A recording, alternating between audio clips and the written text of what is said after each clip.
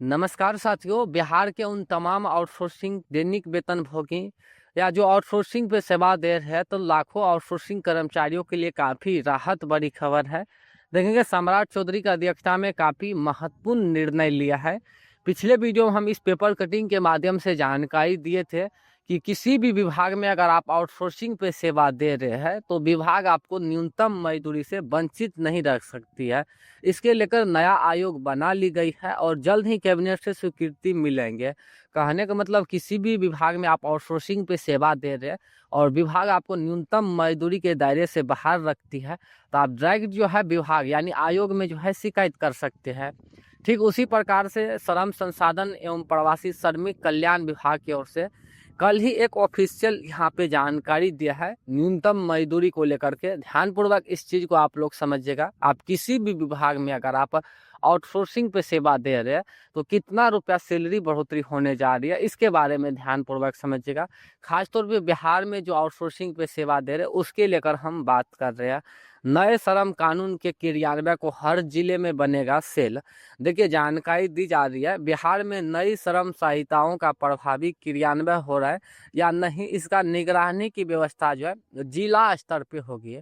मतलब हम आप लोग को पिछले वीडियो में इस पेपर कटिंग के माध्यम से जानकारी दिए थे जो सम्राट चौधरी नया पॉलिसी बनाया है आउटसोर्सिंग कर्मचारियों को लेकर के कि कोई भी विभाग में आउटसोर्सिंग कर्मचारी सेवा दे रहे तो उसे विभाग जो है न्यूनतम मजदूरी से वंचित नहीं रख सकती है। अगर ऐसा होती है तो कर्मचारी जो है नया जो आयोग बनाई गई है, नया जो नियमावली बनाई गई है उस नियमावली के तहत जो है आयोग में शिकायत कर सकती है और उसके बाद जो है विभाग में कड़ी कार्रवाई की जाएगी।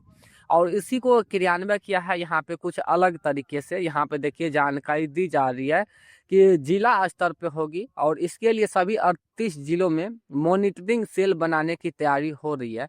इस संबंध में श्रम संसाधन एवं प्रवासी श्रमिक कल्याण विभाग ने सभी जिलों को निर्देश दिया है और निर्देश के अनुसार केंद्र सरकार द्वारा 21 नवंबर 2025 के प्रभाव से लागू किए गए नए श्रम कानूनों से श्रमिकों समेत अन्य सेक्टरों में कार्यरत कामगारों को लाभ हो रही है या नहीं, इसका फीडबैक भी कार्यस्थल पर जाकर लिया जाएगा।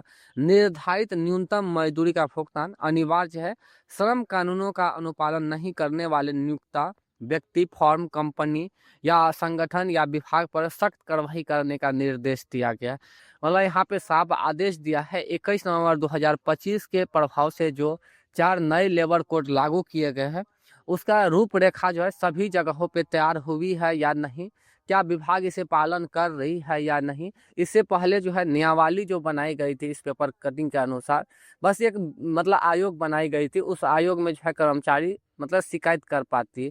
लेकिन अब जो है सिर्फ जिला स्तर पे भी एक क्रियान्वयन कर दिया है और कार्यस्थल पर भी यहाँ पे जांच करने के लिए आएंगे, विभागवार जो है जांच करने के लिए भी आएंगे।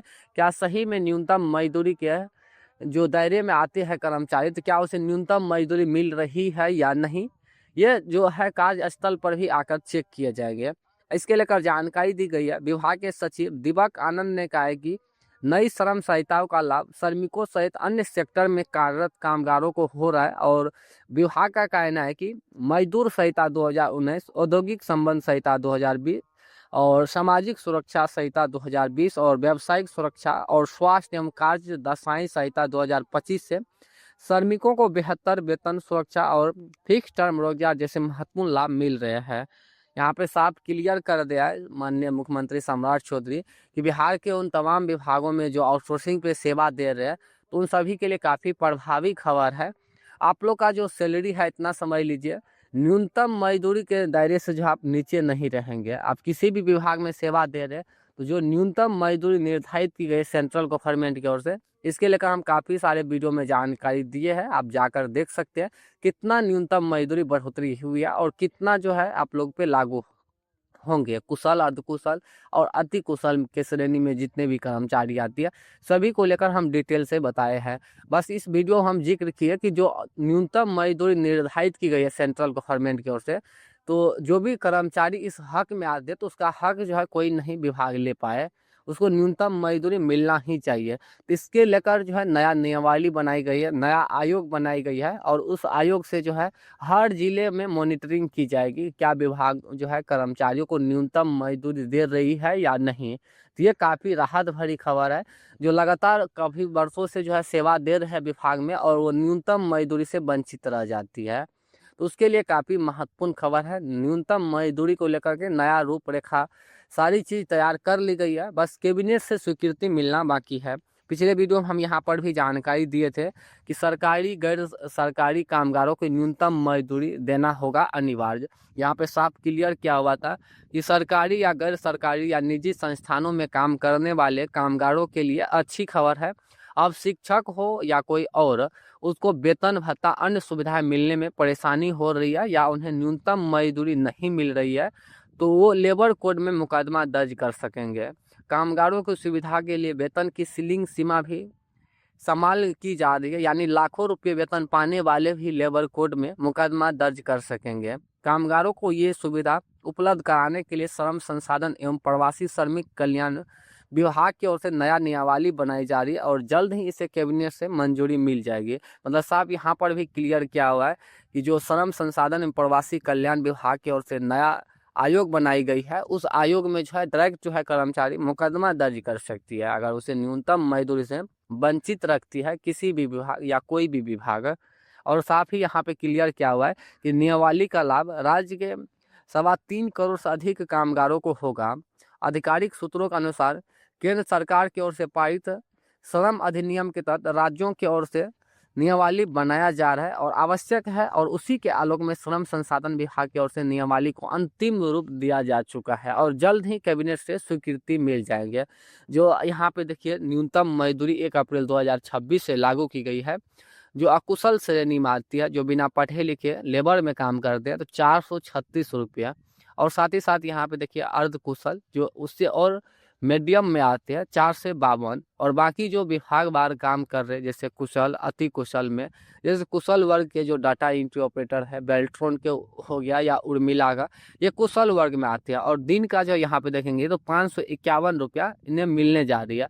ये महंगाई भत्ता हो गया आप लोग का, और जो न्यूनतम मजदूरी है बेसिक सैलरी, ये चीज़ हो गई। तो दोनों मिलाकर के जो आप लोग का बेसिक सैलरी हो गया 551 रुपया। ऐसे 26 दिन से गुना करेंगे तो ये आपका बेसिक सैलरी निकल जाएंगे। और आगे जो आप लोग को PRPSC other allowance room rent जो भी मिल रहा है वो अलग चीज़ है। बाकी जो आप लोग का बेसिक सैलरी है, आप 551 गुना 26 कर लीजिएगा तो 14,000 के आसपास आपका बेसिक सैलरी मिल लेंगे। और बाकी उसमें PF अदर अलाउंसेस और भी जुड़ेंगे तो आपका सैलरी स्लिप काफ़ी हाई बनेंगे। बाकी उसमें जो भी GST PF कट के आपके अकाउंट में जो है इन हैंड काफ़ी ज़्यादा रुपया आने वाली है। मतलब पहले के अकॉर्डिंग जो अब आप लोग का 8 से लेकर के 1500 रुपया तक बढ़ोतरी होने जा रही है। जो अति कुशल श्रेणी में आते हैं, जो काफ़ी हाई क्वालिफिकेशन के साथ किसी भी विभाग में काम कर रहे हैं, तो 672 रुपया की गई है। इसे 26 दिन से कन्वर्ट कर लेंगे। ये रहा उन सभी कर्मचारियों का न्यूनतम मजदूरी, और मतलब जो आप लोग का बेसिक सैलरी है ये चीज़ है। तो जैसे ही बेसिक सैलरी में बढ़ोतरी होगी तो ऑटोमेटिक जो है जो आपको PF अदर अलाउंसेस मिल रहा है, तो सारा चीज़ मिला करके काफ़ी बड़ी सैलरी होने जा रही है। और इस न्यूनतम मजदूरी से भी काफ़ी कर्मचारी वंचित रह जाती थी। तो आप निश्चिंत रहे, नया आयोग से साथ ही साथ जिला में भी मॉनिटरिंग की जाएगी, और कार्यस्थल पर भी आकर कमेटी जो है जाँच करेंगे क्या सच में विभाग न्यूनतम मजदूरी दे रही है या नहीं। तो इसके लेकर आप निश्चिंत रहे, नया आयोग बना ली गई है और जल्द ही कैबिनेट से स्वीकृति मिल जाएंगे। बाकी चैनल पे बने रहेंगे, किन्हीं प्रकार की कोई समस्या है तो आप हमें कमेंट करेंगे। धन्यवाद।